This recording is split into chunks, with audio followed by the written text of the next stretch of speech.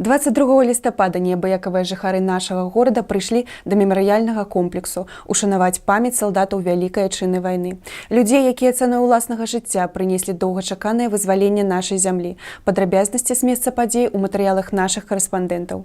Памятаць нельга забыць. Менавіта гэтыя словы рэфрэнам гучалі ў сэрцах людзей, якія прыйшлі ў марозную пятнічную раніцу да мемарыяльнага комплексу памяць. Прадстаўнікі раённай улады, працоўных калектываў, арганізацый горада, а таксама навучэнцы сярэдніх школ прыйшлі ўшанаваць памяць салдат, якія змагаліся ў далёкім 44-м годзе за вызваленне нашай Шклоўшчыны. В настоящее время, к 75-летию победы советского народа в Великой Отечественной войне, проходит республиканская акция во славу общей победы. В рамках этой акции школьники, представители трудовых коллективов и общественных объединений собирают землю с воинских захоронений, которые находятся на территории всей нашей республики, для того, чтобы в дальнейшем передать эту землю в храм-памятник в честь всех святых в городе Минске. И сегодня с целью сохранения памяти о погибших участниках войны, которые воевали на территории Шкловского района, мы провели эту акцию.